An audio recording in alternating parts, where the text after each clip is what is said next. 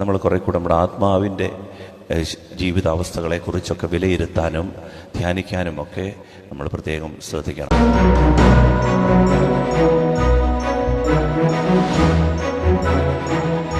Hallelujah. സ്നേഹത്തോടെ പറഞ്ഞേ hallelujah. സന്തോഷത്തോടെ ഹല്ലേലൂയ. ഹെബ്രായർക്കുള്ള ലേഖനം 5-ാം അധ്യായത്തിൻ്റെ 11 മുതൽ 11-ാം അധ്യായം ഒന്ന് വായിക്കാം. 11-ാം വാക്യം. ഹെബ്രായർ 5:11 വാക്യം. ഇതേക്കുറിച്ച് ഇനിയും ധാരാളം ഞങ്ങൾക്ക് പറയാനുണ്ട്. നിങ്ങൾ ഗ്രഹിക്കുന്നതിൽ പിന്നോക്കമായതുകൊണ്ട് അതെല്ലാം വിശദീകരിക്കുക വിഷമമാണ്. അതായത് ഹെബ്രായർക്കുള്ള ലേഖനകർത്താവ് പൗലോസ്ലീഹ അല്ല ആ ലേഖനം എഴുതിയിട്ടുള്ളത്. അതുകൊണ്ടാണ് ഹെബ്രായർക്ക് എഴുതിയ ലേഖനം അത് വേറൊരാളാണ് എഴുതിയത്. യഹൂദരിലെ ഒരു പുരോഹിതനാണ് എഴുതിയതെന്നാണ് ദൈവശാസ്ത്രജ്ഞന്മാർ പറയുന്നത്. അപ്പോൾ ഈ ഹെബ്രായർക്കുള്ള ലേഖനകർത്താവ് പറയുന്നതനുസരിച്ച് പറയാണ്, ഈ കാര്യങ്ങളെക്കുറിച്ചൊക്കെ നിങ്ങളോട് പറഞ്ഞു തരണമെന്ന് ഞങ്ങൾക്ക് ആഗ്രഹമുണ്ട്. എന്ത്? ദൈവിക രഹസ്യങ്ങളെക്കുറിച്ച്, വചനത്തിൻ്റെ ആഴമുള്ള വെളിപാടുകളെക്കുറിച്ച്, വചനത്തിൻ്റെ ആഴമുള്ള ബോധ്യങ്ങളെക്കുറിച്ച്. അപ്പോൾ അതേക്കുറിച്ചൊക്കെ പറയുമ്പോൾ ലേഖനകർത്താവിന് മനസ്സിലായി ഈ ഹെബ്രായ സഭയ്ക്ക് വേണ്ടുന്നത്ര പരിജ്ഞാനമില്ല, വേണ്ടുന്നത്ര ഗ്രഹണശക്തിയില്ല. കേൾക്കും, എല്ലാം ഇരുന്ന് കേൾക്കും, എല്ലാം കേൾക്കും, പക്ഷെങ്കിൽ അവർക്ക് അത് ഉൾക്കൊള്ളാനുള്ള ഒരു പൊട്ടൻഷ്യനില്ല. അതുകൊണ്ടാണ് അദ്ദേഹം പറഞ്ഞു. ഒന്നുകൂടെ വായിച്ച വചനം. ഇതേക്കുറിച്ച് ഇനിയും ധാരാളം ഞങ്ങൾക്ക് പറയാനുണ്ട്. ഒത്തിരി പറയാനുണ്ട്. ഈ പുസ്തകത്തിൽ കുറിച്ച് ദൈവിക രഹസ്യങ്ങളെ കുറിച്ച് ഒരുപാട് പറയാനുണ്ട്. പക്ഷേ നിങ്ങൾ ഗ്രഹിക്കുന്നതിൽ പിന്നോക്കമായതുകൊണ്ട്. ഗ്രഹിക്കുന്നതിൽ പിന്നോക്കം എന്ന് പറഞ്ഞാൽ കാര്യം കേൾക്കും, പക്ഷെ ഗ്രഹിക്കുകയല്ല. എല്ലാം ഇങ്ങനെ കേട്ട് ഇതുവഴി ഇറങ്ങിപ്പോവും, തലയുടെ മുകളിൽ കൂടെ എല്ലാം പോവും, ഒന്നും ഹൃദയത്തിലേക്ക് വരുന്നില്ല. അങ്ങനെ ഒരവസ്ഥയുണ്ട്. നമുക്കെല്ലാം അറിയാം, നമുക്ക് നല്ല പാരമ്പര്യമുണ്ട്, നമുക്ക് നല്ല എല്ലാ കാര്യങ്ങളെക്കുറിച്ച് ജ്ഞാനം ഉണ്ടെന്ന് തോന്നും, പക്ഷേ ഗ്രഹണശക്തിയില്ല. എന്നിട്ട് അടുത്ത വചനം പറയാണ്, പിന്നോക്കമായതിനാൽ അതെല്ലാം വിശദീകരിക്കുക വിഷമമാണ്. ഞങ്ങൾ വെറുതെ ഇങ്ങനെ പറയാവുന്നേ ഉള്ളൂ, വിഷമപ്പെടാവുന്നേ ഉള്ളൂ. ആര്? ഞങ്ങൾ. ഇത് പറയുന്നവർ ഇതെല്ലാം ഇങ്ങനെ വിഷമിച്ച് പറയാവുന്നേ ഉള്ളൂ, പക്ഷേ ഒന്നും ഗ്രഹിക്കരുത്, സമയം വേസ്റ്റ് ആക്കാവുന്നേ ഉള്ളൂ. അതുകൊണ്ടാണ് 6-ാം അധ്യായം 1-ാം വാക്യം കൂടെ വായിക്കാമോ? ഹെബ്രായർ 6:1. അതിനാൽ ക്രിസ്തുവിന്റെ വചനത്തിന്റെ പ്രഥമ പാഠങ്ങൾ പിന്നിട്ട് നമുക്ക് പക്വതയിലേക്ക് വളരാം. നമുക്ക് കുറച്ചുകൂടെ പക്വത വേണം. ദൈവം പറയാണ്, ദൈവത്തിൻ്റെ ആത്മാവ് പറയാണ്, നമ്മൾ ഈ ക്രിസ്തീയ ബാലപാഠങ്ങൾ എന്ന് പറഞ്ഞാൽ എന്നും തന്നെയും കൊന്നും തന്നെയും പിന്നെയും നമ്മൾ ഈ പാപത്തെക്കുറിച്ച് തന്നെയും പിന്നെയും നമ്മൾ ഈ മാമോദീസായെക്കുറിച്ച്, കുർബാനയെക്കുറിച്ച്, കുമ്പസാരത്തെക്കുറിച്ച്, അനുതാപത്തെക്കുറിച്ച്, ദൈവവചനത്തെക്കുറിച്ച്, ഇതൊക്കെ ബാലപാഠങ്ങളാണ്. ഇതൊക്കെ പ്രഥമ പാഠങ്ങളാണ്.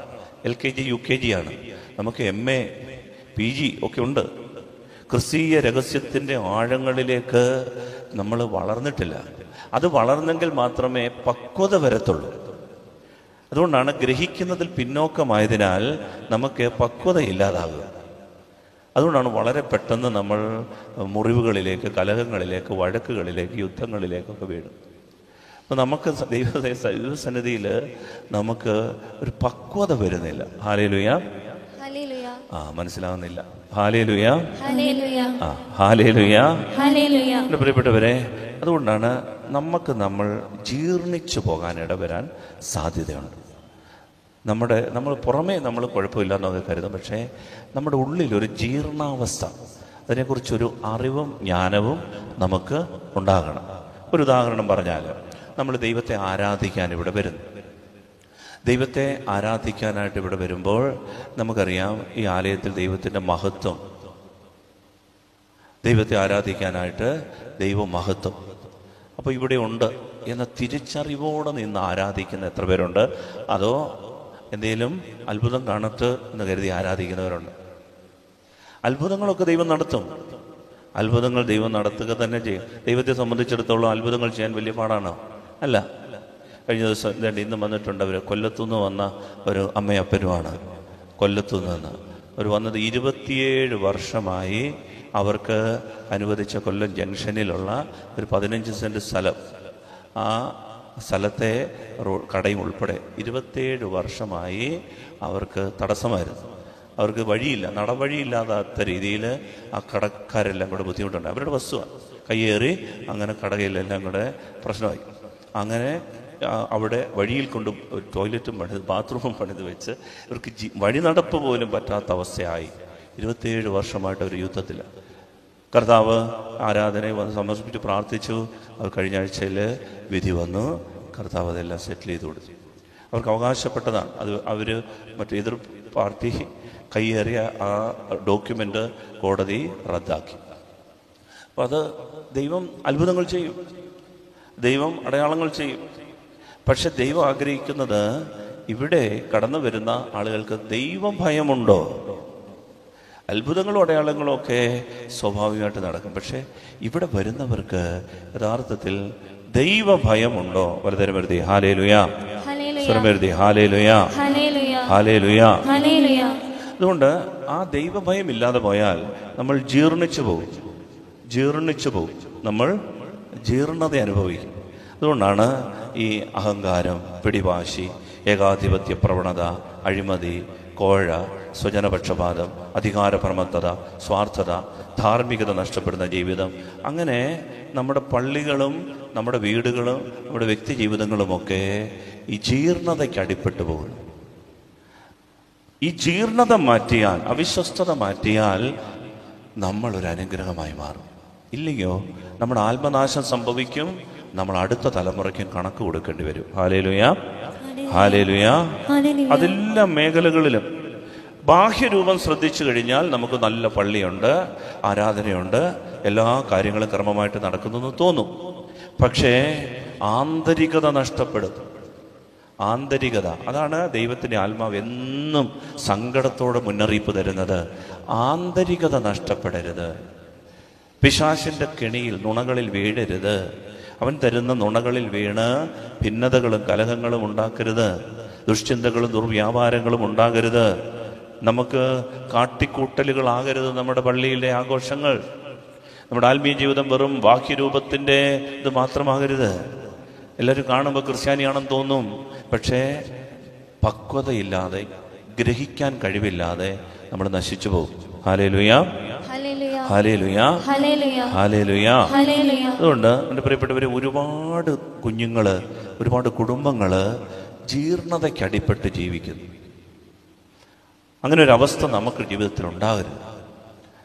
ഒരിക്കലും ഒരാൾ വന്ന് സങ്കടത്തോടെ പറഞ്ഞാണ്, വെച്ചാൽ ഞാൻ എൻ്റെ മകൻ്റെ കല്യാണത്തിന് ഒരു കത്തോലിക്ക മാട്രിമണി സൈറ്റിൽ ഞാൻ അന്വേഷിച്ചപ്പോൾ ഒരു കുട്ടി, അവിടെ മാതാപിതാക്കളും വീടും അവിടെ പഠനവും അവളുടെ ഫോട്ടോയൊക്കെ കണ്ടപ്പോൾ എൻ്റെ കുഞ്ഞിന്, എൻ്റെ മകന് നല്ലതാണ് എന്ന് തോന്നി. ഞാനിങ്ങനെ അത് മുഴുവൻ അന്വേഷിച്ചു, പിന്നെ ഇൻട്രസ്റ്റൊക്കെ അയച്ച്. അത് കഴിഞ്ഞപ്പോഴാണ് അതിനകത്തൊരു ഹാബിറ്റ് കോളമുണ്ട്, സ്വഭാവത്തെക്കുറിച്ചൊരു കോളം. അതിനകത്ത് ഇങ്ങനെ എഴുതിയിട്ടുണ്ട്, ഡ്രിങ്ക്സ് ഒൺലി അറ്റ് പാർട്ടീസ്. ആര്? പെങ്കൊച്ച്. വെള്ളം, മദ്യമേ, പാർട്ടികളിൽ മാത്രമേ വെള്ളം അടിക്കത്തുള്ളൂ, വീട്ടിൽ വെച്ച് കഴിക്കത്തില്ല. അത് ഹാബിറ്റ് കോളത്തിൽ എഴുതി വെച്ചിരിക്കുകയാണ്. അദ്ദേഹം ഇങ്ങനെ ഈ വേദനയോട് വന്നിട്ട് പറയാം, എൻ്റെ അച്ഛാ, നല്ലൊരു കത്തോലിക്ക കുടുംബം ആയതുകൊണ്ട് വലിയ കാര്യത്തിൽ ഞാൻ വന്ന് അന്വേഷിച്ചതാ. പക്ഷെ ഇതൊന്നും ഈ ജീർണതകളൊന്നും ജീർണതയേ അല്ല എന്ന രീതിയിൽ അപക്വമായി ജീവിക്കുന്ന ആളുകൾ ഒരുപാടുണ്ട്. Hallelujah, hallelujah. ഒരിക്കലും ഒരു എക്സൈസ് വകുപ്പിലെ ഉദ്യോഗസ്ഥൻ എന്നെ വിളിച്ചിട്ട് പറഞ്ഞു, എൻ്റെ അച്ഛാ, ഈ പള്ളിയല്ല, ഇതിനു മുമ്പ് ഞാൻ പത്തനംതിട്ട രൂപതയിൽ തന്നെ 10-17 പള്ളികളിലിരുന്നാണ്. അപ്പോൾ അതുകൊണ്ട് പല പള്ളികളിലും ഇരുന്നാണ്. അപ്പോൾ അതുകൊണ്ട് 17 വർഷത്തോളമായിട്ട്. അപ്പോൾ അതുകൊണ്ട് ഈ പള്ളികളിൽ ഒരു പള്ളിയെ വിളിച്ചിട്ട് പറഞ്ഞു, അച്ഛാ, അച്ഛൻ്റെ പള്ളിയെയും ഈ എക്സൈസ് വകുപ്പ് സ്കെച്ച് ചെയ്തിട്ടുണ്ട്. കാരണം അച്ഛൻ്റെ പള്ളിയിൽ MCYM കൂടി നടക്കുന്ന കഞ്ചാവ് കുട്ടന്മാരുണ്ടെന്ന്. കഞ്ചാവിന് അടിപ്പെട്ട് കഴിയുന്നവർ, മയക്കുമരുന്ന് MDMA അടിപ്പെട്ട് കഴിയുന്നു. എന്നാൽ അവർ വന്ന് അച്ഛൻ ഈശോമിശിഹായ്ക്ക് സ്തുതി പറയും. അവർ തന്നെ വന്ന് പള്ളിയിലെ MCYM മീറ്റിങ്ങിൽ കൂടും. അവർ ചാരിറ്റി, ജീവകാരുണ്യ പ്രവർത്തനത്തിന് വണ്ടി പിടിച്ച് പല സ്ഥലങ്ങളിൽ പോകും. അവർ തന്നെ പക്ഷേ ബിവറേജസിന് മുൻപിൽ ക്യൂ നിൽക്കും.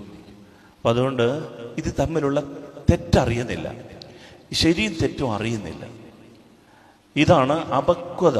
ഗ്രഹിക്കാനുള്ള കഴിവില്ല, ജീർണതകളെക്കുറിച്ച് ബോധമില്ല. എന്താണ് ഈ പള്ളിയുടെ ദൗത്യം, എന്താണ് എന്നെ ദൈവം ഏൽപ്പിച്ചിരിക്കുന്ന ദൗത്യം. ദൗത്യബോധം നഷ്ടപ്പെട്ടാൽ ദിശാബോധം നഷ്ടപ്പെടും. ഞാൻ ആവർത്തിക്കുന്നു, വളരെ പ്രധാനപ്പെട്ടതാണ്, മനസ്സിൽ കുറിച്ചിടേണ്ട വാക്കാണ്.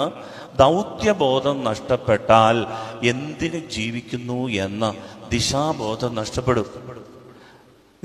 എന്താണ് എൻ്റെ ഉത്തരവാദിത്വം? ഉദാഹരണത്തിന്, ഞാനൊരു പുരോഹിതൻ എന്ന നിലയിൽ എൻ്റെ ദൗത്യം അത് പഠിപ്പിക്കുക, വിശുദ്ധീകരിക്കുക, നയിക്കുക. ഇതാണ് എൻ്റെ ദൗത്യം. പഠിപ്പിക്കുക, ഇത് ഞാൻ പഠിപ്പിക്കും, ഇതെവിടെ പോയാലും പഠിപ്പിക്കും. ഇത് മരണം വരെയും എൻ്റെ ദൗത്യം എന്ന് പറഞ്ഞാൽ പഠിപ്പിക്കുക. 2, കൂദാശകൾ അനുഷ്ഠിച്ച് വിശുദ്ധീകരിക്കുക. 3, ഒരു സമൂഹത്തെ നയിക്കുക, ദൈവത്തിങ്കിലേക്ക് നയിക്കുക. ഇതാണ് 3 എൻ്റെ ദൗത്യം. അത് വത്തിക്കാൻ സെക്കൻഡ് വ്യക്തമായി പൗരോഹിത്യത്തെക്കുറിച്ച് പറഞ്ഞിരിക്കുന്ന പാഠമാണ്, സഭ പഠിപ്പിക്കുന്ന പാഠമാണ്, ബൈബിൾ പഠിപ്പിക്കുന്ന പാഠമാണ്, ഈശോയുടെ ജീവിതമാണ്. വിശുദ്ധീകരിക്കുക, നയിക്കുക, പഠിപ്പിക്കുക. ഇത് എൻ്റെ ഉത്തരവാദിത്വം. ഇത് ഞാൻ മറന്നിട്ട് വേറെ എന്ത് ചെയ്യാൻ പോയാലും അതിൽ തന്നെ എൻ്റെ നാശം. പ്രത്യേകിച്ച് പിശാചൊന്നും വരണ്ട എൻ്റെ ജീവിതത്തിൽ, ഞാൻ സ്വയം നശിച്ചു പോകും. ഉദാഹരണത്തിന്, ഈ മൈക്കിൻ്റെ ലക്ഷ്യം എന്ന് പറയുന്നത് ശബ്ദം ഉറക്കെ കേൾപ്പിക്കുക എന്നുള്ള. ഈ മൈക്ക് എന്തിനാ? ശബ്ദം ഉച്ചത്തിൽ കേൾപ്പിക്കുക, ഇതാണ് ഇതിൻ്റെ ലക്ഷ്യം. ഇത് എടുത്ത് ഞാൻ പട്ടിക്കിട്ടെറിഞ്ഞാലോ, അതോടുകൂടി മൈക്കിൻ്റെ ഓട്ട കഴിഞ്ഞു, മൈക്കിൻ്റെ ഉപയോഗം തീർന്നു. അതുകൊണ്ടാണ് നമ്മളെയൊക്കെ സൃഷ്ടിക്കുമ്പോൾ ഒരു കാറ്റലോഗുണ്ട്. ദൈവം നമ്മളെ സൃഷ്ടിച്ചപ്പോൾ പുസ്തകത്തിൽ വ്യക്തമായിട്ട് എഴുതിയിട്ടുണ്ട് എന്താണ് നിന്റെ ദൗത്യം. ഇതാണ് കാറ്റലോഗ്. ഇതനുസരിച്ച് നമ്മൾ ജീവിക്കുന്നില്ലെങ്കിൽ നമ്മളിൽ തന്നെ നാശം. ഈ പള്ളിയെ സൃഷ്ടിച്ചപ്പോൾ ദൈവത്തിനൊരു ലക്ഷ്യമുണ്ട്, ദൈവമഹത്വം കാണുക, ദൈവത്തെ ആരാധിക്കുക. അതിനെതിരായിട്ട് ഈ പള്ളിയിൽ എന്തെങ്കിലും നടന്നാൽ പള്ളിയുടെ നാശം. അതിന് പ്രത്യേകിച്ച് നശിപ്പിക്കാൻ വേണ്ടി ആരും വേണ്ട. ദൈവം ആഗ്രഹിക്കുന്ന ഒരു ലക്ഷ്യമുണ്ട് ഈ പള്ളിക്ക്. അത് നടത്താതെ നമ്മൾ ഈ പള്ളിയെ ഏതെങ്കിലും വിധത്തിൽ സ്വാർത്ഥ ലാഭത്തിനും നമ്മുടെ അധികാര പ്രമത്തതയ്ക്കും നമ്മുടെ പിടിവാശിക്കും അഹങ്കാരത്തിനും ഒക്കെ വിനിയോഗിച്ചാൽ അതിൽ തന്നെ പള്ളി നശിച്ചു. അതോടെ നമ്മൾ നശിച്ചു. അതുകൊണ്ട് എന്താണ് ദൗത്യമെന്ന് മനസ്സിലാകാതെ ജീവിച്ചാൽ ദിശാബോധം നഷ്ടപ്പെടും. നമ്മുടെ കണക്ക് കൊടുക്കേണ്ടി വരും. നമ്മൾ അടുത്ത തലമുറയ്ക്ക് വേണ്ടി ദൈവമാക്കി പള്ളി, അവർക്ക് ഈ പള്ളിയെ കുറിച്ചുള്ള ബോധ്യമില്ലാതെ പോകും. അപ്പോൾ അടുത്ത തലമുറയ്ക്ക് ദിശാബോധം നഷ്ടപ്പെടും. ഹല്ലേലൂയ. സന്തോഷത്തോട് പറഞ്ഞേ ഹല്ലേലൂയ, സ്നേഹത്തോടെ ഹല്ലേലൂയ. അപ്പം അതുകൊണ്ട് നമുക്ക് ദൈവം മുമ്പാകെ, ദൈവത്തിൻ്റെ സന്നിധിയിൽ നമുക്കൊരു ദൗത്യബോധമുണ്ടാകും. ദൗത്യബോധം പലപ്പോഴും നമ്മൾ ജീർണിച്ചു പോവുകയാണ്. ഒരിക്കലും ഒരു കൊച്ചു പയ്യൻ, എനിക്ക് വളരെ സങ്കടം തോന്നി. അവൻ MCYM-ലൂടെ കയറി വന്ന് അവൻ ജില്ലാതലത്തിലും അവൻ വലിയ നേതൃത്വമൊക്കെ കൊടുത്തൊരു പയ്യനാണ്. പക്ഷേ ഈ PUBG ഒക്കെ നിരോധിക്കുന്നതിന് മുമ്പാണ് അവന് ഈ PUBG-യിൽ അടിമപ്പെട്ടുപോയി. PUBG ഗെയിം കളിച്ച് അവസാനം അവൻ്റെ വീട്ടിൽ പേരൻസ് എന്നെ വിളിച്ചിട്ട് വെച്ചാൽ ഒന്ന് വരണം. അങ്ങനെ അവനെ കാണുന്ന കാഴ്ച, അവൻ്റെ പേരവന് എഴുതാൻ പറ്റാത്ത അവസ്ഥയായി.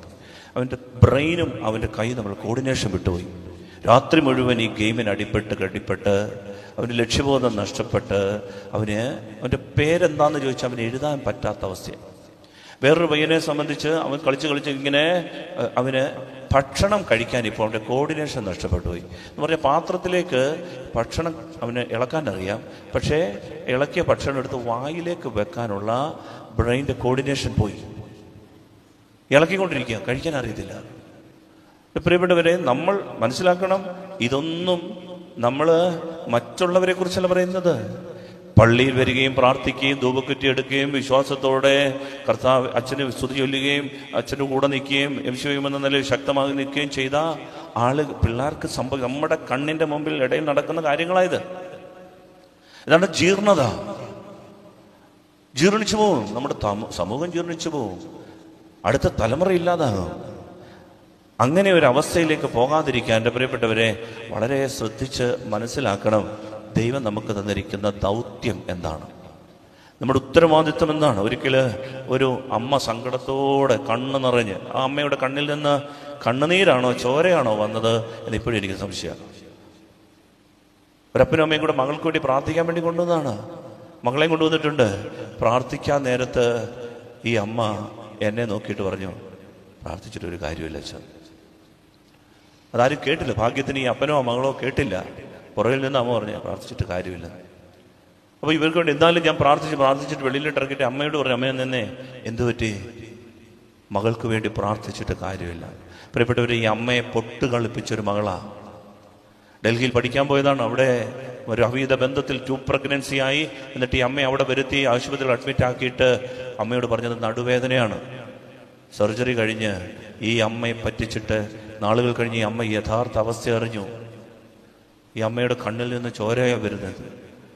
എന്നെ പൊട്ട് കളിപ്പിക്കുന്ന, എന്നെ വട്ട് കളിപ്പിക്കുന്ന, എന്നെ കൊണ്ടുവന്ന് ആശുപത്രിയിൽ എൻ്റെ അവിടെ കൂടെ നിർത്തിച്ചിട്ട് ചികിത്സയെല്ലാം കഴിഞ്ഞിട്ട് എന്നെ നാട്ടിലേക്ക് അയച്ച മകൾ, മാതാപിതാക്കളെ പറ്റിച്ചും വഞ്ചിച്ചു നടക്കുന്ന കുഞ്ഞുങ്ങൾ. നമ്മൾ കരുതി നമ്മുടെ കുഞ്ഞുങ്ങളൊക്കെ 15 മിനിറ്റ് പള്ളിയിൽ വരുന്നു എന്നതുകൊണ്ട് എല്ലാവരും വളരെ വിശുദ്ധരാണ്. സന്ധ്യാപ്രാർത്ഥനയ്ക്ക് നമ്മുടെ കൂടെ 10 മിനിറ്റ് പ്രാർത്ഥിക്കാനിരിക്കുന്നു എന്നതുകൊണ്ട് അവരെല്ലാം വിശുദ്ധരാണെന്ന് നമ്മൾ തെറ്റിദ്ധരിക്കുന്നേ. പ്രിയപ്പെട്ടവരെ, അതല്ല.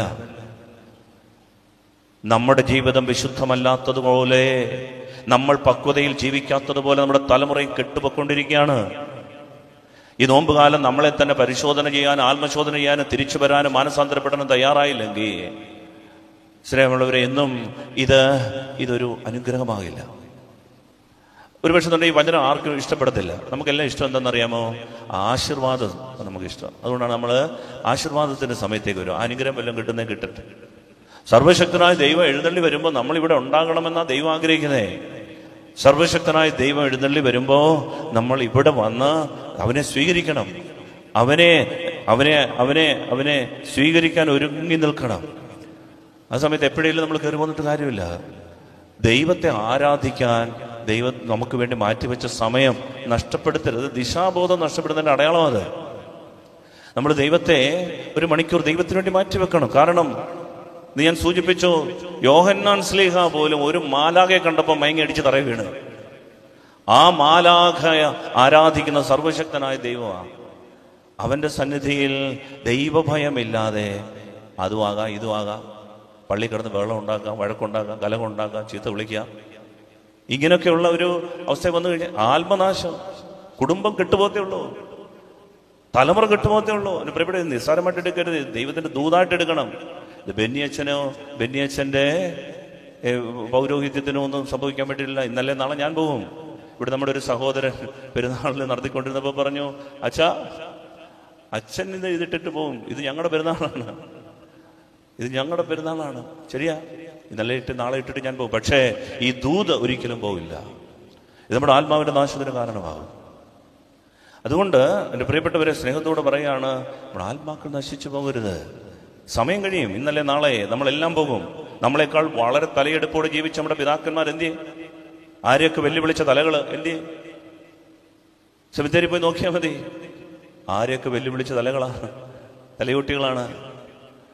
പ്രിയപ്പെട്ടവരെ, നമ്മുടെ ജീവിതത്തിൽ ആത്മാവ് നശിച്ചു പോകുന്നത് വളരെ വലിയ നഷ്ടമാണ്. അതുകൊണ്ട് ദൈവഭയത്തോടെ ജീവിക്കാൻ, ജീർണിച്ചു പോകാൻ ഇടവരരുത്. ദൈവഭയത്തോടെ ജീവിക്കണം.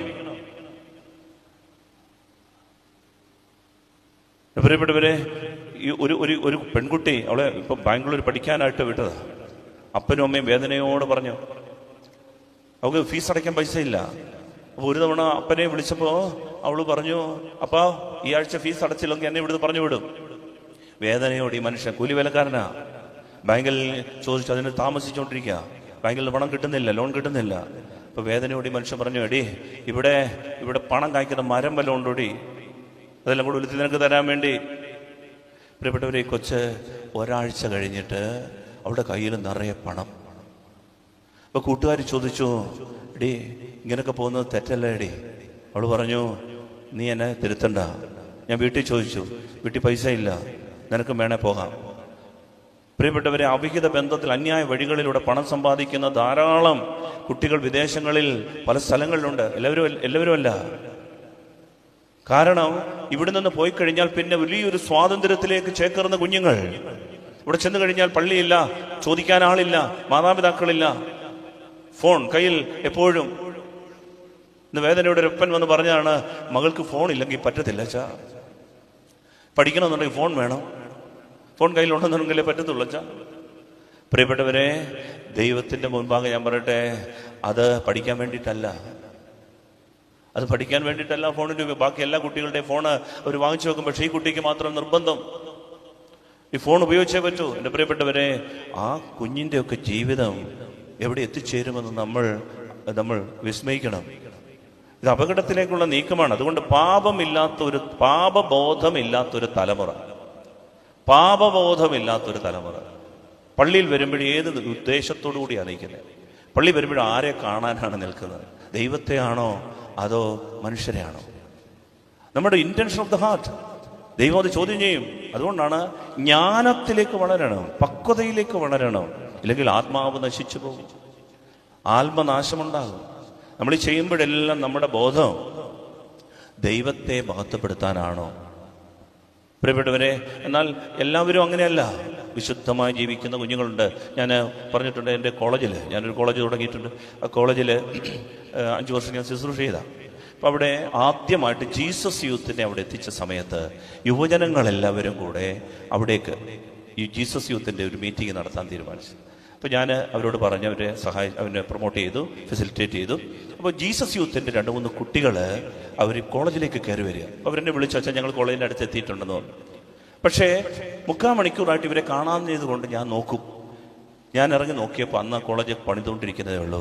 ആ വഴി എന്ന് പറയുന്നത് ചെളി പിടിച്ചു കിടക്കുന്നൊരു വഴിയാണ്. ഈ വഴിയിലൂടെ ഞാൻ നോക്കുമ്പോൾ ഈ കുഞ്ഞുങ്ങൾ മുട്ടിന്മേൽ നീന്തി ജപമാല ചൊല്ലി കരണക്കൊന്ത ചൊല്ലി മെയിൻ റോഡിൽ നിന്ന് ഈ കോളേജ് വരെ ഏകദേശം, നിങ്ങളൊക്കെ എവിടെ പോയിട്ടുണ്ട്, ഏകദേശം ഒരു 2 വളവുണ്ട്. മാർ ക്രിസോസ്റ്റം കോളേജ്. ഈ കോളേജിൽ അന്ന് ഞാനത് തുടങ്ങുന്ന സമയത്ത്, ഈ കോളേജ് പണിയുന്ന സമയത്ത് വെറും വഴിയാണ്, മണ്ണാണ്. ആ മണ്ണിലൂടെ മുട്ടിമേ നീന്തി പ്രാർത്ഥിച്ചു കൊണ്ട് വരികയാണ് ഈ കുഞ്ഞുങ്ങൾ. പ്രാർത്ഥിക്കുന്നത് എന്താണെന്നറിയാമോ? കർത്താവേ, ഈ കോളേജിൽ ജീസസ് യൂത്ത് തുടങ്ങുമ്പോൾ അനേക കുഞ്ഞുങ്ങളെ ഈശോയ്ക്ക് വേണ്ടി നേടിയെടുക്കാനുള്ള കൃപ തരണേ. അങ്ങനെ വിശുദ്ധിക്ക് വില കൊടുത്ത് പ്രാർത്ഥിക്കുന്ന, കണ്ണുനീരോടെ ദൈവത്തെ വിളിക്കുന്ന കുഞ്ഞുങ്ങളുമുണ്ട്. അതുകൊണ്ട് വലിയ റിസൾട്ട് അവിടെ ഉണ്ട്, ഞാൻ കാണുന്നുണ്ട്. അതിനുശേഷം 1 വർഷം കഴിഞ്ഞപ്പോൾ അവിടെ പ്രോ ലൈഫിൻ്റെ ഒരു വലിയ എക്സിബിഷൻ നടത്തി. അബോർഷനിലൂടെ വെട്ടിമുറിച്ച് കളയുന്ന കുഞ്ഞുങ്ങൾ, മാലാഖ കുഞ്ഞുങ്ങളുടെ കുറിച്ചുള്ള ഒരു ചിത്രീകരണം. പ്രിയപ്പെട്ടവരെ, ഞാൻ വേദനയോടെ കാണുന്നൊരു കാഴ്ച, ഈ അനേക കുഞ്ഞുങ്ങൾ, ആൺകുട്ടികളും പെൺകുട്ടികളും, ഈ കുഞ്ഞുങ്ങളുടെ ഈ ഫോർമാലിനൊക്കെ ഇട്ടിരിക്കുന്ന ഈ പല ആഴ്ചകളിൽ പ്രായമായ കുഞ്ഞുങ്ങൾ, അതിൻ്റെ ശവശരീരങ്ങൾ കണ്ടിട്ട് ഈ തേങ്ങുന്നത്, വേദനയോടെ തേങ്ങുന്നത് ഞാൻ കണ്ടു. അവരുടെ ജീവിതത്തിൽ അവരെടുത്തൊരു തീരുമാനം, ദൈവം എനിക്കൊരു കുഞ്ഞിനെ തന്നാൽ, ഒരു വിവാഹത്തിലൂടെ ദൈവം എന്നെ ഒരു അമ്മയാക്കിയാൽ, ഒരു അപ്പനാക്കിയാൽ, ആ കുഞ്ഞിനെ ഞാൻ ഒരിക്കലും വെട്ടിമുറിച്ച് കളയില്ല, അതിൻ്റെ ചോരയ്ക്ക് കണക്ക് കൊടുക്കാൻ ഞാൻ ഇടവരില്ല. അങ്ങനെ തീരുമാനമെടുത്ത അനേക യൂത്തിനെ ഞാൻ കണ്ടു. അത് അക്രൈസ്തവരായിട്ടുള്ള ആ കുഞ്ഞുങ്ങൾ, നാനാജാതി മതസ്ഥത്തിൽപ്പെട്ട ആളുകളും അങ്ങനെ തീരുമാനം എടുക്കുന്നുണ്ടപ്പോൾ എനിക്ക് മനസ്സിലായി, പ്രിയപ്പെട്ടവരെ, ഈ ജീസസ് യൂത്ത് തുടങ്ങാൻ അതിനുവേണ്ടി ഞാൻ മറ്റു സ്ഥലങ്ങളിൽ നിന്ന് എത്തിച്ച 3-4 കുഞ്ഞുങ്ങൾ, അവർ മുട്ടിന്മേൽ നീന്തി ചോര പൊടിഞ്ഞത്, വേദന സഹിച്ചത്, സ്വർഗം വിലയിട്ടു. അങ്ങനെ ജീവിക്കുന്ന കുഞ്ഞുങ്ങളുമുണ്ട്. ഒരാളുടെ ജീവിതത്തിൽ ഒരു തീരുമാനം, എൻ്റെ കുഞ്ഞിനെ ഒരു ജോലിക്ക് വേണ്ടി, ഒരു സൗകര്യത്തിന് വേണ്ടി ഞാൻ വെട്ടിമുറിച്ച് കളയില്ല. ആരാണ്ട് പറഞ്ഞു എന്നതിൻ്റെ പേരിൽ കുഞ്ഞിന് കേടാണ് എന്ന് പറഞ്ഞതിൻ്റെ പേരിൽ ഈ കുഞ്ഞിനെ ഞാൻ ആശുപത്രിയുടെ ബക്കറ്റിൽ വെട്ടിമുറിച്ചിട്ട് കളഞ്ഞ എൻ്റെ പ്രിയപ്പെട്ടവരെ, മരിച്ച് നിങ്ങൾ സ്വർഗത്തിൽ ചെല്ലുമ്പോൾ ആദ്യമേ ഈ മാലാഖ കുഞ്ഞ് വന്നിട്ട് തടഞ്ഞു നിർത്തിയിട്ട് പറയും, അപ്പ അമ്മ എൻ്റെ ചോരയ്ക്ക് കണക്ക് കൊടുത്തിട്ട് നിങ്ങൾ സ്വർഗത്തിൽ കയറിയാൽ മതി എന്ന് പറയും. ഇത് വലിയൊരു തിന്മയാണ്. അബോർഷൻ, ഭ്രൂണഹത്യ. അനേക കുഞ്ഞുങ്ങൾ വേദനയോടെ ഇതുപോലെ വന്നിരുന്ന വചനം കേൾക്കേണ്ട കുഞ്ഞുങ്ങളെ നമ്മുടെ ഒരു സൗകര്യത്തെ പ്രതി, ഒരു ജോലിയെ പ്രതി, ഒരു യാത്രയെ പ്രതി, ആരാണ്ട് പറഞ്ഞു എന്നതിനെ പ്രതി, ഇത് മതി എന്നതിനെ പ്രതി നിങ്ങൾ അതിനെ കൊന്നിട്ടുണ്ട്. എൻ്റെ പ്രിയപ്പെട്ടവരുടെ ചോര നിസ്സാരമായി കാണില്ല ദൈവം. അത് വളരെ വിലപ്പെട്ടതാണ്. കരുണയുടെ കുമ്പസാരക്കൂട്ടിൽ അത് ഏറ്റുപറഞ്ഞ് അനുദപിച്ച് അതുപോലുള്ള കുഞ്ഞുങ്ങളെ തീരുമാനമെടുക്കണം. വളർത്താം, ഞാൻ വളർത്തിക്കൊള്ളാം. ഒരുപാട് കുഞ്ഞുങ്ങൾ അത് ജീവിതത്തിൽ ഒരു നേരത്തെ ഭക്ഷണം പോലും ഇല്ലാതെയുണ്ട്. പരിഹാരം ചെയ്ത് ജീവിക്കണം. ഇല്ലെങ്കിൽ കരുതരുത്, കടഭാരങ്ങൾ മനസ്സിൽ ജീവിതത്തിൽ കടന്നാൽ കടങ്ങൾ ഇളച്ചു കിട്ടാതെ നമ്മൾ നിത്യമായ ജീവനിൽ പ്രവേശിക്കും. പാപവും കടവുമുണ്ട്. പാപങ്ങൾ കുമ്പസാരക്കൂട്ടിൽ മോചിച്ചു കിട്ടും, പക്ഷെ കടങ്ങൾ കിടക്കും, കടമിളച്ചു കിട്ടാതെ. അതുകൊണ്ടാണ് ഈശോ ഉപമയിൽ പറഞ്ഞത്, അവസാനത്തെ ചില്ലിക്കാശും കൊടുത്ത് വീട്ടുവോളം നീ കാരാഗ്രഹത്തിൽ കിടക്കേണ്ടി വരും, കടം വീട്ടേണ്ടി വരും. അതുകൊണ്ട് എൻ്റെ പ്രിയപ്പെട്ടവരെ, ഈ വില കൊടുത്ത് ജീവിക്കാനും പരിഹാരപരിശ ജീവിക്കാനും ജീർണതപ്പെട്ടു പോകാതിരിക്കാനും നമ്മൾ പ്രത്യേകം ശ്രദ്ധിക്കണം. ഹല്ലേലൂയ. സ്നേഹത്തോട് പറഞ്ഞേ ഹല്ലേലൂയ, ഹല്ലേലൂയ. വിശുദ്ധിക്ക് വില കൊടുക്കുന്ന കുഞ്ഞുങ്ങളുണ്ട്, വില കൊടുത്ത് ജീവിക്കുന്നവരുണ്ട്. എല്ലാവരും ഒരുപോലല്ല, ഞാൻ എല്ലാവരെയും കുറിച്ചല്ല പറയുന്നത്. വഴിമാറി നടക്കുന്നവരുണ്ട്. അതുപോലെ ആയിത്തീരാൻ നമുക്ക് സാധിക്കണം.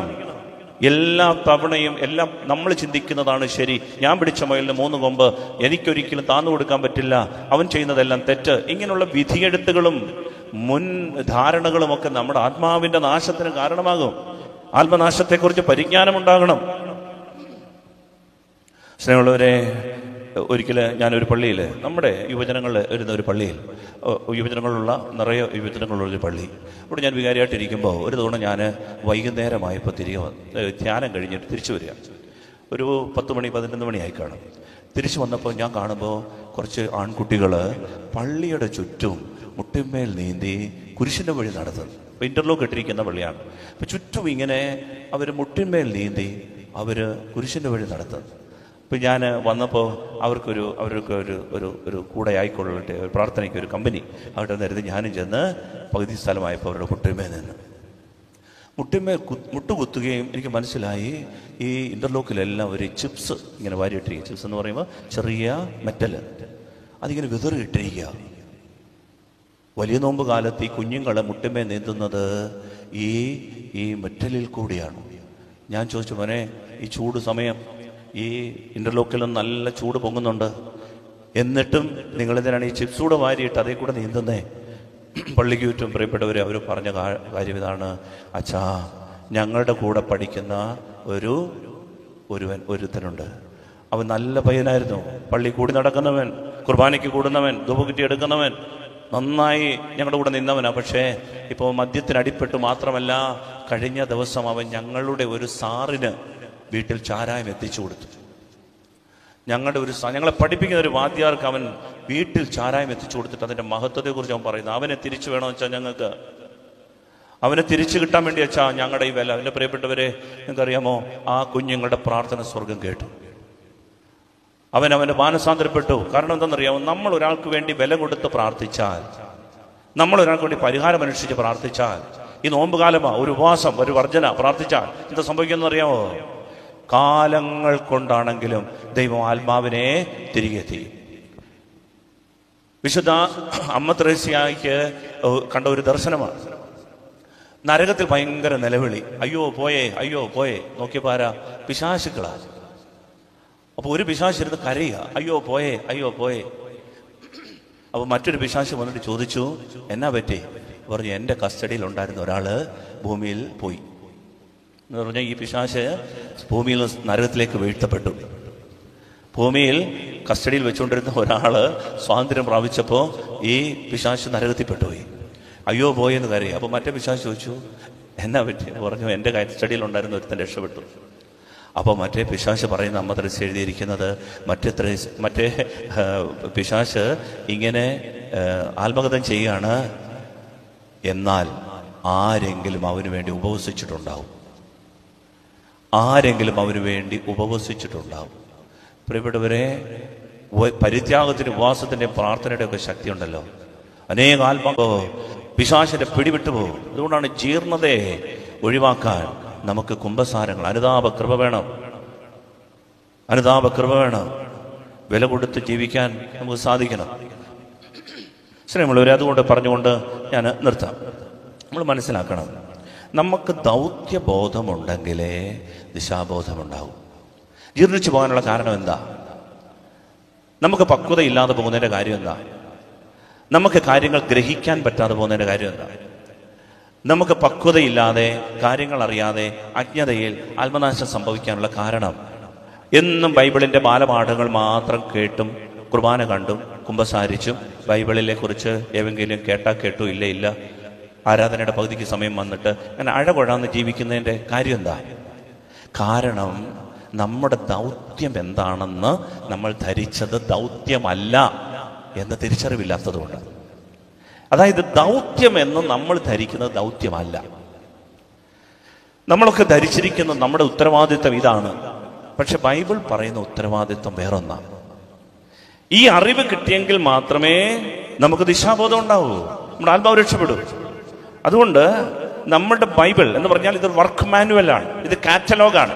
നമ്മളെ ദൈവം സൃഷ്ടിച്ചിട്ട് ദൈവം എഴുതി വെച്ച കാറ്റലോഗാ. ഇതിന് പ്രകാരമാണ് നീ ജീവിക്കേണ്ടത്. ഞാൻ സൂചിപ്പിച്ചു, ഈ മൈക്ക് ഇത് നമുക്ക് വാങ്ങിച്ചപ്പോൾ ഇതിനകത്തൊരു കാറ്റലോഗ് ഉണ്ട്. ഈ കാറ്റലോഗ് അനുസരിച്ച് ഇത് പ്രവർത്തിച്ചില്ലെങ്കിൽ ഇതിൽ തന്നെ നശിച്ചു പോകും. ഇതെടുത്ത് നമ്മളിങ്ങനെ ഫാനായിട്ട് കറക്കിയാൽ, ഇപ്പൊ ഫാൻ ഇങ്ങനെ കറങ്ങുന്നതാണ്, നല്ല ഫാൻ, ഇതിങ്ങനെ കറങ്ങാൻ വേണ്ടി ഇതിൽ ഒരു ഊഞ്ഞാൽ കെട്ടി തൂക്കിയാലോ എന്ന് നമ്മളിങ്ങനെ കരുതി, അതോടുകൂടി ആ ഫാൻ തീരും. ഫാന്റെ ലക്ഷ്യം എന്ന് പറയുന്നത് കാറ്റ് തരിക. വർക്കിലോ മാനുവൽ അനുസരിച്ച് കൃത്യം വിൽസിച്ചാൽ നമ്മുടെ ശുശ്രൂഷകൻ അത് കറണ്ട് പോയാൽ ഉടൻ തന്നെ അത് ഓഫ് ചെയ്യും. അതിനുശേഷം പെട്ടെന്ന് കറണ്ട് വന്നു കഴിഞ്ഞാൽ കുറച്ച് കഴിയുമ്പോഴത്തേന് അത് ഇടും. കാരണം അതിന് ഇത്ര സമയം കൊടുക്കണം. ആ വർക്ക് മാനുവൽ അനുസരിച്ച് അത് പ്രവർത്തിച്ചില്ലെങ്കിൽ പോയി. ഇതുപോലെ എൻ്റെ പ്രിയപ്പെട്ടവരെ, നമ്മൾ ജീവിക്കാൻ ദൈവം തന്ന വർക്ക് മാനുവലാണ്, കാറ്റലോഗാണ് ഈ പുസ്തകം. ഇതനുസരിച്ച് നമ്മൾ ജീവിച്ചില്ലെങ്കിൽ നമ്മളിൽ തന്നെ നശിച്ചു പോകും. അതുകൊണ്ട് ഈ ദൗത്യബോധം ഇല്ലാതെ പോയാൽ ദിശാബോധം നഷ്ടപ്പെടും. ഞാനൊരു സംഭവം പറഞ്ഞാൽ നിങ്ങൾക്ക് പെട്ടെന്ന് മനസ്സിലാവും. 23-ാം മാർപ്പാപ്പ ജോൺ 23-ാം മാർപ്പാപ്പ അദ്ദേഹം നമ്മുടെ സഭയെ നയിച്ച് കുറച്ച് നാൾ മാത്രം മാർപ്പാപ്പയായിട്ടിരുന്ന ഒരാളാണ്. കുറച്ച് നാൾ, അതായത് 12-ാം പിയൂസ് മാർപ്പാപ്പയ്ക്ക് ശേഷം വന്ന മാർപ്പാപ്പയാണിത്. ഈ മാർപ്പാപ്പയ്ക്ക് ശേഷം ജോൺ പോൾ 2-ാമൻ മാർപ്പാപ്പ വളരെ ദീർഘനാൾ സഭയെ നയിച്ചു. 12-ാം പിയൂസ് മാർപ്പാപ്പയും ദീർഘനാളുകൾ സഭയെ നയിച്ചു. ഇതിനിടയിൽ വന്ന 73 വയസ്സുള്ള ഒരു വൃദ്ധനായ ഒരു മാർപ്പാപ്പയാണ് ജോൺ 23-ാമൻ മാർപ്പാപ്പ.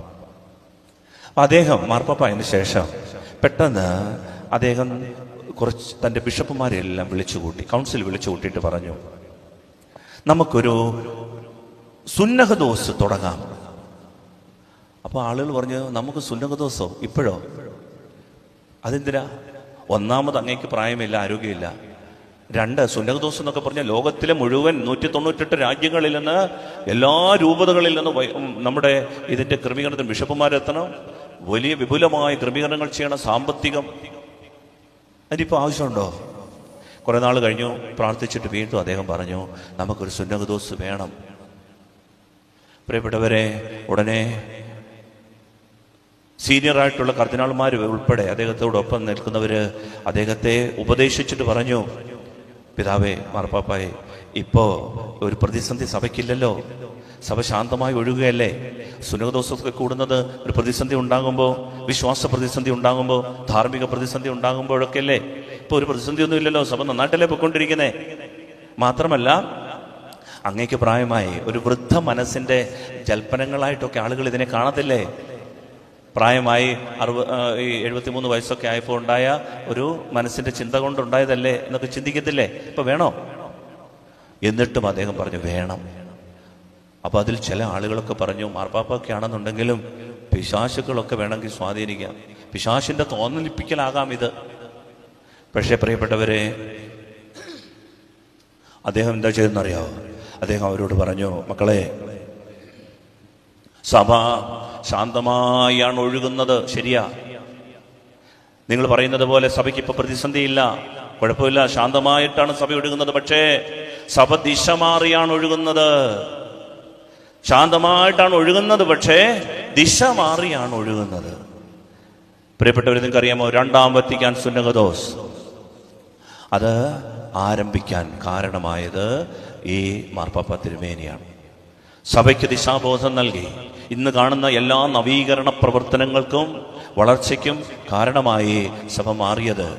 അനേക ദൈവവിളികൾ, അനേക സ്ഥലങ്ങളിൽ മിഷനുകൾ, അനേക കാഴ്ചപ്പാടുകളെ വിശാലമാക്കിയ ഒരു വലിയ മൂവ്മെന്റ് ആയിരുന്നു 2-ാം വത്തിക്കാൻ സുന്നഹദോസ്. സഭയ്ക്ക് വ്യക്തവും വ്യതിരിക്തവുമായ തനിമയുണ്ടാക്കി കൊടുത്തൊരു സുന്നഹദോസാണ് 2-ാം വത്തിക്കാൻ സുന്നഹദോസ്. കാരണം അദ്ദേഹം പറഞ്ഞതാണ്, മക്കളെ, സഭ ശാന്തമായിട്ടാണ് ഒഴുകുന്നത്, പക്ഷേ ചരിത്രത്തിലെ സകല മലിനതകളും പേറിക്കൊണ്ടാണ് ഇത് ഒഴുകുന്നത്. പല പുണ്യനദികളാണെന്നാണ് വെപ്പ്, പക്ഷേ പല മാലിന്യങ്ങളും പേറിയാണ് അത് ഒഴുകുന്നത്. ഇതുപോലെ സഭ ശാന്തമാണെന്ന് തോന്നും, പക്ഷേ നമ്മൾ ചവിട്ടി നിൽക്കുന്ന മണ്ണ് ഒലിച്ചു പോയിക്കൊണ്ടിരിക്കുകയാണ്, ജീർണിച്ചുകൊണ്ടിരിക്കുകയാണ്, ദിശ മാറിയാണ് ഒഴുകുന്നത്. ഇത് നാം തിരിച്ചറിഞ്ഞ് മാനസാന്തരപ്പെടാൻ തയ്യാറാകുന്നില്ലെങ്കിൽ ഒരു കാലം കഴിയുമ്പോൾ ഇതിനൊക്കെ നാം കണക്ക് കൊടുക്കേണ്ടി വരും. പ്രിയപ്പെട്ടവരെ, അതുകൊണ്ടാണ് അവിടുന്ന് പറഞ്ഞത് ഒത്തുതീർപ്പുകളില്ലാതെ ഉറവിടങ്ങളിലേക്ക് മടങ്ങണം. കോംപ്രമൈസുകളില്ലാതെ നമ്മൾ ഈ പുസ്തകത്തിലേക്ക്, ഈ വർക്ക് മാനുവലിലേക്ക് മടങ്ങണം. അതിന് വെച്ചുകെട്ടലുകൾ, അല്പനേരത്തെ പ്രാർത്ഥന, കൊന്തയൊന്ന് ഉരുട്ടി, ഒരു കുർബാന കണ്ടേച്ചു പോയി, മാസത്തിലൊരിക്കൽ ഒന്ന് കുമ്പസാരിച്ചു, ഇത് ഈ ഒത്തുതീർപ്പുകളിൽ ചേക്കേറിയിട്ട് കാര്യമില്ല.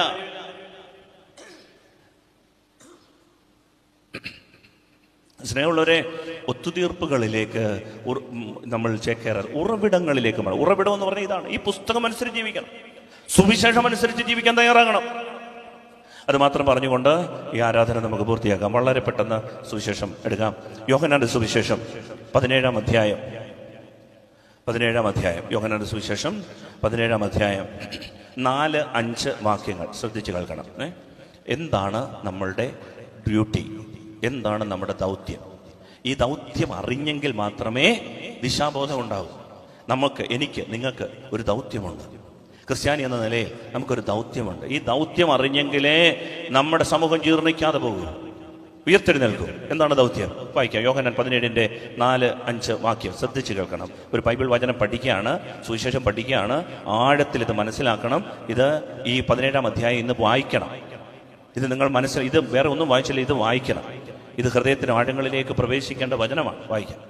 അവിടുന്ന് എന്നെ ഏൽപ്പിച്ച ജോലി പൂർത്തിയാക്കിക്കൊണ്ട് ഭൂമിയിൽ അവിടുത്തെ ഞാൻ മഹത്വപ്പെടുത്തി. ഈശോ പ്രാർത്ഥിക്കുന്ന പ്രാർത്ഥനയാണ്. യോഹന്നാൻ ഈശോയുടെ പ്രാർത്ഥന മനസ്സിലാക്കി നമ്മെ പഠിപ്പിക്കുകയാണ്. ഈശോ പ്രാർത്ഥിക്കുന്ന പ്രാർത്ഥന ആരോട്? പിതാവിനോട്. മരണത്തിന്റെ തലേന്ന് ഈശോ പ്രാർത്ഥിക്കുന്ന പ്രാർത്ഥനയാണ്. യോഹന്നാൻ വീട്ടിൽ വെച്ചത് കേട്ടിട്ട്, യോഹന്നാൻ ഈശോയുടെ ഈ പ്രാർത്ഥന കേട്ടിട്ട് ഈശോ പ്രാർത്ഥിച്ചത് അതുപോലെ എഴുതി വെക്കുകയാണ്. ആ വചനം ഒന്നുകൂടെ വായിക്കാം. അവിടുന്ന് എന്നെ ഏൽപ്പിച്ച ജോലി പൂർത്തിയാക്കിക്കൊണ്ട് ഭൂമിയിൽ അവിടുത്തെ ഞാൻ മഹത്വപ്പെടുത്തി. പിതാവായ ദൈവമേ, നീ എന്നെ ഒരു ഡ്യൂട്ടി ഏൽപ്പിച്ചു. നമ്മുടെ വിഷയം ഡ്യൂട്ടി, ഉത്തരവാദിത്വം. ഇതറിഞ്ഞാലേ ജീർണിക്കാതിരിക്കും. നാം ദൗത്യമെന്ന് ധരിച്ചത് ദൗത്യമല്ല, ഇതാണ് ദൗത്യം. ഇത് കേൾക്കണം. പിതാവായ ദൈവം പുത്രനെ ഏൽപ്പിച്ച ഡ്യൂട്ടി, ആ ഡ്യൂട്ടി തന്നെയാണ് നമുക്കുള്ളത്. ഈശോ എന്ത് ഡ്യൂട്ടിയാണോ ചെയ്തത്, അതേ ഉത്തരവാദിത്വമാണ് നാം ചെയ്തത്. അതല്ലാതെ വേറെ എന്ത് ഉത്തരവാദിത്വം സഭ ചെയ്താലും സഭ നശിച്ചു. അതല്ലാതെ വേറെ എന്ത് ഡ്യൂട്ടി ഞാനോ നിങ്ങൾ ചെയ്താലും നമ്മുടെ കുടുംബം നശിച്ചു. അതല്ലാതെ വേറെ എന്ത് ഡ്യൂട്ടി ഈ പള്ളിയിൽ ഉയർന്നാലും ആ പള്ളി അതിനാൽ തന്നെ നശിച്ചു. കാരണം വർക്ക് മാനുവൽ ഇതാ.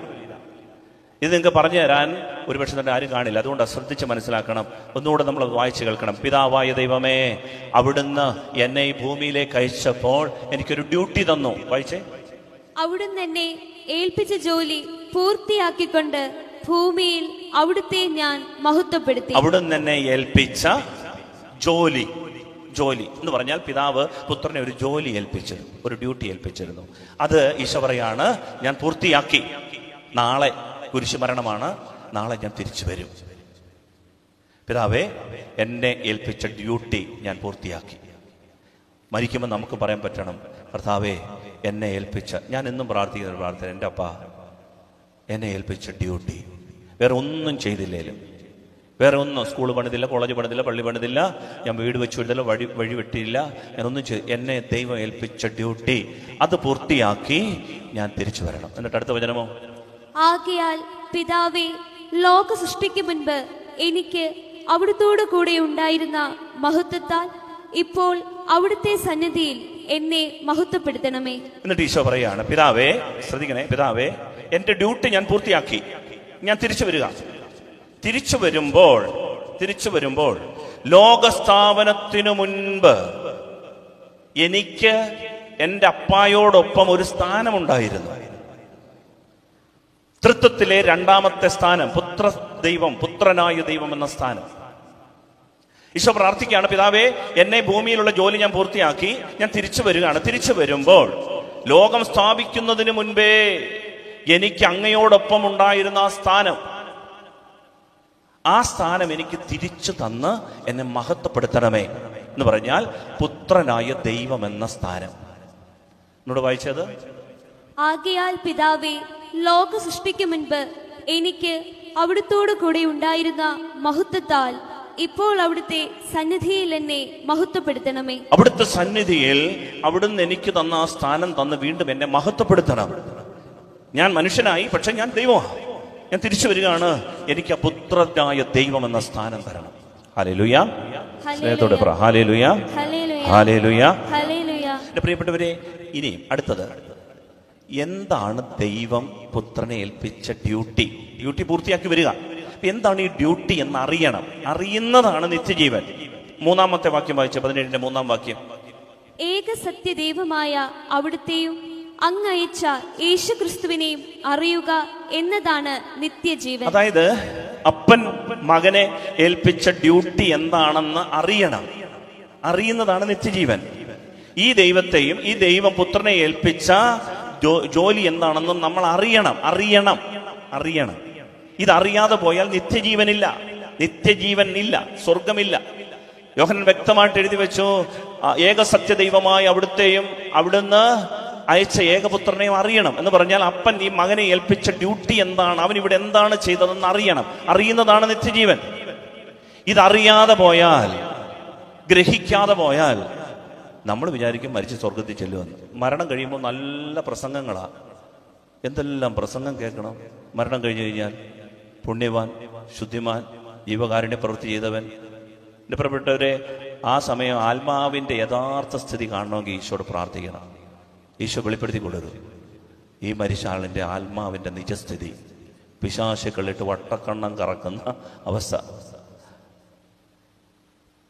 പ്രിയപ്പെട്ടവരെ, വളരെ നിസ്സാരമായിട്ട് കാണരുത്. നമ്മൾ വിചാരിക്കും ഇതറിയാതെ കുറെ കുർബാന ചൊല്ലി പ്രാർത്ഥിച്ചിട്ടൊക്കെ പോയെങ്കിൽ സ്വർഗത്തിൽ എത്തുന്നു. അങ്ങനല്ല. നമ്മളുടെ ഡ്യൂട്ടി എന്താണെന്ന് അറിയണം. അടുത്ത വചനം യോഹന്നാന്റെ സുവിശേഷം 17-ന്റെ 6-ാം വാക്യം വായിക്കാം. 6-ാം വാക്യം. ലോകത്തിൽ നിന്ന് അവിടുന്ന് എനിക്ക് നൽകിയവർക്ക് അവിടുത്തെ നാമം ഞാൻ വെളിപ്പെടുത്തി. എന്നിട്ട് പറയുകയാണ്, കർത്താവേ, എൻ്റെ ഡ്യൂട്ടി ഇതായിരുന്നു. പിതാവേ, എന്താണ് എൻ്റെ ഡ്യൂട്ടി? യോഹന്നാൻ 17:6 മറക്കരുത്. ഇതാണ് നമ്മുടെ ദൗത്യം. യേശുക്രിസ്തുവിന് ദൈവം കൊടുത്ത ദൗത്യമാണ്. നമ്മൾ ശ്രദ്ധിച്ചു കേട്ടെ, വായിച്ചേ. ലോകത്തിൽ നിന്ന് അവിടുന്ന് എനിക്ക് നൽകിയവർക്ക് അവിടുത്തെ നാമം ഞാൻ വെളിപ്പെടുത്തി. പ്രിയപ്പെട്ടവരെ, ഇതാണ് ദൗത്യം. പിതാവായ ദൈവത്തിന്റെ നാമം, യഥാർത്ഥ നാമം, ആരാണ് ഈ അപ്പൻ, ആരാണ് ഈ ദൈവമെന്ന് ഞാൻ വെളിപ്പെടുത്തി എനിക്ക് തന്നവർക്ക്. ഇതാണ് ദൗത്യം. ഈ ദൗത്യം മറന്നുപോയാൽ ജീർണിച്ചു പോകും. മാതാപിതാക്കളെ, നിങ്ങൾക്ക് ദൈവം തന്ന ഒരു നാമമുണ്ട്. ദൈവം എന്നെ പരിപാലിക്കുന്ന, സ്നേഹിക്കുന്ന ഒരു അപ്പൻ. ഈ ദൈവത്തെക്കുറിച്ച് നിങ്ങൾ നിങ്ങളുടെ കുഞ്ഞുങ്ങൾക്ക് പറഞ്ഞു കൊടുക്കുന്നില്ലെങ്കിൽ നിങ്ങൾ ദൗത്യം നിർവഹിക്കുന്നവരല്ല. ഞാൻ ഈ പള്ളിയിൽ നിന്നുകൊണ്ട് ഇത് പറയാതെ ഞാൻ ഇവിടുത്തെ ബാക്കി കാര്യങ്ങളെല്ലാം ചർച്ച ചെയ്ത് പരിസ്ഥിതിയെക്കുറിച്ച്, ഞാൻ ഇവിടുത്തെ വീടില്ലാത്തവരുടെ ലിസ്റ്റ് എടുത്ത് വീട് പണിത് കൊടുക്കുന്നതിനെ കുറിച്ച്, ഞാൻ ഇത് മാത്രമൊക്കെയാണ് ഇങ്ങനെ സംസാരിച്ചുകൊണ്ടിരിക്കുന്നത്. വേണ്ടെന്നല്ല പ്രിയപ്പെട്ടവരെ, ഇത് പറയാതെ എനിക്ക് മനസ്സിലായ ഒരു ദൈവമുണ്ട്, എനിക്ക് വെളിപ്പെട്ട് കിട്ടിയ ഒരു സ്നേഹമുണ്ട്. ഈ സ്നേഹത്തെക്കുറിച്ച് വെളിപ്പെടുത്താതെ ഞാൻ മരിക്കാനിട വന്നാൽ ഞാൻ ജീർണതയിലാണ് മരിക്കുന്നത്. ഇതാണ് ഈശോ ലോകത്തിന് വെളിപ്പെടുത്തിയത്. സ്നേഹിക്കുന്ന ഒരപ്പനുണ്ട്. അതുവരെ അവർ കരുതിയത് ശരി തെറ്റുകളുടെ കണക്കപ്പിള്ളയായ ഒരു അപ്പനെ കുറിച്ചാണ്. അതുവരെ അവർ കരുതിയത് ശിക്ഷിക്കുന്ന, അടിക്കുന്ന, ഞങ്ങൾക്ക് ദ്രോഹം ചെയ്യുന്ന, ഞങ്ങളെ വേണ്ടാത്ത ഒരു ദൈവത്തെക്കുറിച്ചാണ്, ഞങ്ങളെ തഴഞ്ഞ ഒരു ദൈവത്തെക്കുറിച്ചാണ്.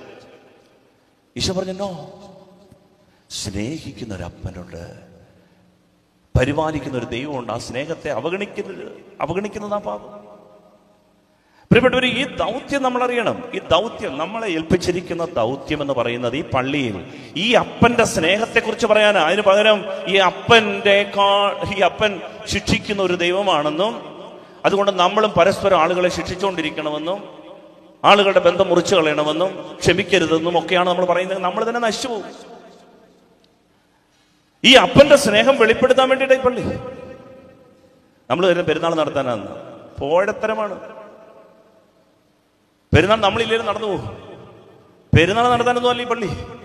ഈ അപ്പന്റെ സ്നേഹം ഇത് വെളിപ്പെടുത്താനാണ് ഈ പള്ളി, ഈ ആരാധന. അതിനു വേണ്ടിയിട്ടാണ് ഈ ഭൂമിയിലേക്ക് വന്നേ. നമ്മൾ വട്ടക്കോട്ടയിൽ വെള്ളം കോരുന്നവരാകരുത്. പ്രിയപ്പെട്ടവരെ, ജ്ഞാനം കിട്ടണം, പരിജ്ഞാനം കിട്ടണം. ഈ അപ്പന്റെ സ്നേഹത്തെക്കുറിച്ച് ഒരിക്കലെങ്കിലും നമുക്ക് വെളിപ്പെട്ട് കിട്ടിയിട്ടുണ്ടോ? എന്തുകൊണ്ടാണ് നമുക്ക് ക്ഷമിക്കാൻ പറ്റാത്തത്? ഈ അപ്പന്റെ സ്നേഹം ഒരിക്കൽ പോലും അനുഭവിച്ചിട്ടില്ല. അതുകൊണ്ടായി വഴക്ക്, കലഹം.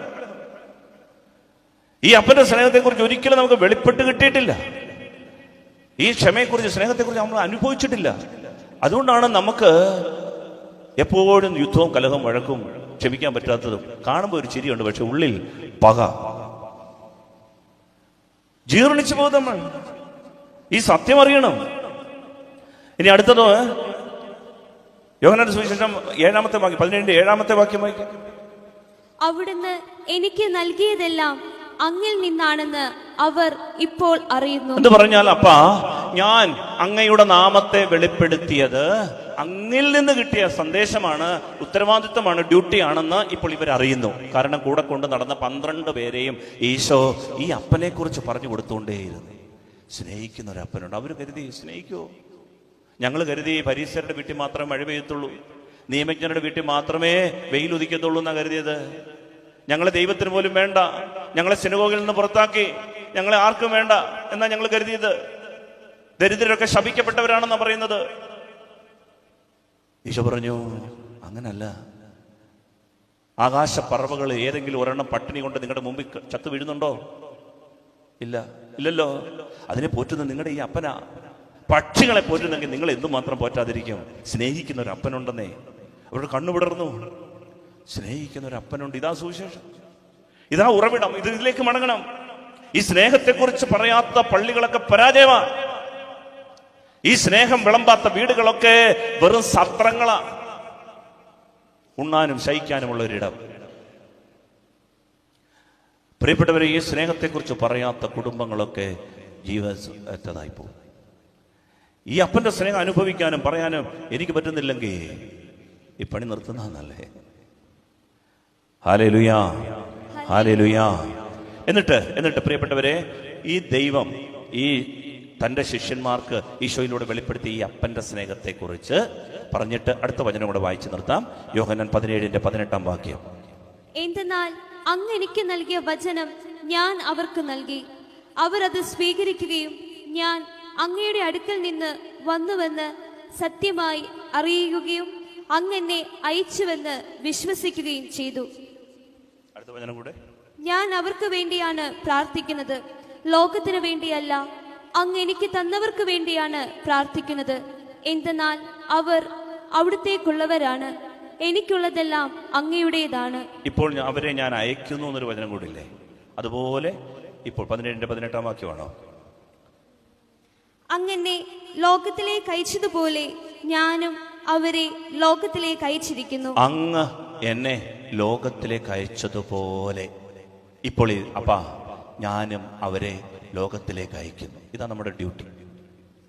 ദൈവം ഒരു കാര്യം, ഒരു ഡ്യൂട്ടി മകനെ ഏൽപ്പിച്ചിട്ട് ലോകത്തിലേക്ക് അയച്ചിട്ട് പറഞ്ഞു, മോനെ ഈ കാര്യം നീ പോയി ലോകത്തോട് പറ. എന്ത്? സ്നേഹിക്കുന്ന ഒരു അപ്പനുണ്ട്. ഈശോ അത് വെളിപ്പെടുത്തിയിട്ട് പറഞ്ഞു, അപ്പാ എന്റെ ഡ്യൂട്ടി പൂർത്തിയാക്കി ഞാൻ തിരിച്ചു വരിക, അങ്ങയുടെ മഹത്വത്തിൽ എനിക്ക് സ്ഥാനം തരണം. എന്നിട്ട് പറയാണ്, കർത്താവ് പിതാവേ, അങ്ങ് എനിക്ക് വെളിപ്പെടുത്തിയതുപോലെ ഞാൻ എനിക്ക് തന്നവർക്കും ഈ നാമം വെളിപ്പെടുത്തി. അടുത്ത വചനം, ഞാൻ അവരെ ഇതേ ഡ്യൂട്ടി ഏൽപ്പിച്ച് ലോകത്തിലേക്ക് അയക്കുന്നു. വേറെ ഡ്യൂട്ടി ഒന്നും നമുക്കില്ല, വേറെ ഒരു ഡ്യൂട്ടി നമുക്കില്ല. ഈശോ പറഞ്ഞു, എന്റെ പ്രിയപ്പെട്ടവരെ ഞാൻ അയക്കുന്നത് ഈ ഡ്യൂട്ടി. എന്ത്? ദൈവം സ്നേഹിക്കുന്ന ഒരപ്പൻ, ചേർത്ത് പിടിക്കുന്ന ഒരപ്പൻ, തള്ളിക്കളയാത്തൊരപ്പൻ, ക്ഷമിക്കുന്ന ഒരപ്പൻ, വിട്ടുകൊടുക്കുന്ന ഒരപ്പൻ, പൊറുക്കുന്ന ഒരപ്പൻ. എന്റെ പ്രിയപ്പെട്ടവരെ, ഇത് നമ്മൾ പറയുന്നില്ലെങ്കിൽ നശിച്ചു. നമ്മളെ ദൈവം അയക്കുന്നത് ഈ ഒരൊറ്റ കാര്യത്തിന്. ഇത് അടിസ്ഥാന പാഠം. ഇതറിയാതെ നമ്മൾ ലോകത്തെക്കുറിച്ച് ഒരുപാട് കാര്യങ്ങൾ അറിഞ്ഞ് പരീക്ഷയ്ക്ക് എഴുതാൻ പോയി. 2 പേര് പരീക്ഷയ്ക്ക് എഴുതാൻ പോയി. ഒരാൾ 5 പേജ് എഴുതി വെച്ചു, 5 മാർക്ക്. ഒരാൾ അര പേജ് എഴുതി 45 മാർക്ക്. കാരണം എന്താ? അര പേജ് എഴുതിയ ആള് ചോദ്യത്തിന് ഉത്തരം എഴുതി. വെറുതെ എല്ലാം എഴുതിക്കൊണ്ട് നടന്നതിൻ്റെ കാര്യമില്ല. ഇതാണ് ഡ്യൂട്ടി. ഇതിലേക്ക് നമ്മൾ വളർന്നില്ലെങ്കിൽ പക്വത പ്രാപിക്കാതെ പോകും, പരിജ്ഞാനമില്ലാതെ പോകും, ആത്മാവ് നശിച്ചു പോകും, കെട്ടുപോകും. ഒരു വലിയ സമൂഹത്തെ ഭിന്നിപ്പിക്കുന്നതിന് കണക്ക് കൊടുക്കേണ്ടി വരും. ഇടർച്ചയ്ക്ക് കാരണമായാൽ കഴുത്തിൽ തിരികല്ല് കെട്ടി അവനെ കടലിന്റെ ആഴത്തിൽ തള്ളണമെന്നാണ് പറയുന്നത്. കാരണം എന്താണെന്നറിയാമോ? അവന്റെ ഡെഡ് ബോഡി പോലും പൊങ്ങി വരരുത്. കാരണം കടൽ ഉപ്പുവെള്ളത്തിൽ എന്തെങ്കിലും വീണ് കഴിഞ്ഞാൽ പൊങ്ങിക്കിടക്കും, ജീർണിച്ചു പോകത്തില്ല. അതുകൊണ്ടാണ് കഴുത്തിൽ തിരികല്ല് കെട്ടി അവന്റെ ഡെഡ് ബോഡി പോലും പൊങ്ങരുതെന്നാണ് കർത്താവ് പറയുന്നത്. അവനെ കാണുകയും വേണ്ട. അതുകൊണ്ട് സ്നേഹം തന്നെയായ ഈ അപ്പനെ വെളിപ്പെടുത്തുവാനാണ് ദൈവം നമ്മളെ വിളിച്ചത്. അതിനുള്ള കൃപ നമുക്കുണ്ടാകട്ടെ. പ്രിയപ്പെട്ടവരെ, നമുക്ക് ദൈവത്തെ കൂടുതൽ സ്നേഹിക്കാൻ, ആരെയും അന്യരാക്കാത്ത ഒരു ദൈവമാണ് നമ്മുടെ. അന്യരെ സ്വന്തമാക്കുന്ന ഒരു സ്നേഹമാണ് നമുക്കുള്ളത്. ഒരുപാട് കുറവും ദൗർബല്യങ്ങളും ബലഹീനമുള്ളവരാണ് നമ്മളെല്ലാം. അവരെ കൂടെ ചേർത്ത് പിടിക്കുന്ന ഒരു സംസ്കാരമാണ് ക്രൈസ്തവ സംസ്കാരം. അതാണ് ദൈവം നമ്മൾ വിളിച്ചത്. പേടകത്തെ കയറി പിടിച്ച് തട്ടുകേട് വാങ്ങിക്കാതിരിക്കുന്നതാണ് നല്ലത്. പഴയ നിയമത്തിൽ അങ്ങനൊരു സംഭവമുണ്ട്. പെട്ടകത്തെ കയറി പിടിച്ച് തട്ടുകേട് വാങ്ങിച്ചവരുണ്ട്. ഈ ജീവന്റെ പേടകം നമ്മളെ ഏൽപ്പിച്ചൊരു ഉത്തരവാദിത്തങ്ങളുണ്ട്. അതേ കയറി പിടിച്ച് വെറുതെ തട്ടുകേട് വാങ്ങിക്കരുത്. അതുകൊണ്ട് നമ്മൾ ജീർണതയിൽപ്പെട്ടു പോകാതിരിക്കാൻ ശ്രദ്ധിക്കണം. ദൈവം തരുന്ന മുന്നറിയിപ്പുകൾ ഇനി ഒരുപക്ഷെ ഉണ്ടെങ്കിൽ ആരും പറയാൻ കാണില്ല. ഇത് കേൾക്കാൻ ഒരുപക്ഷെ അവസരം നമുക്കുണ്ടാകണമെന്നില്ല. അതുകൊണ്ട് ഈ മുന്നറിയിപ്പുകൾ ഗൗരവത്തോടെ എടുക്കണമെന്ന സ്നേഹത്തോടെ ഞാൻ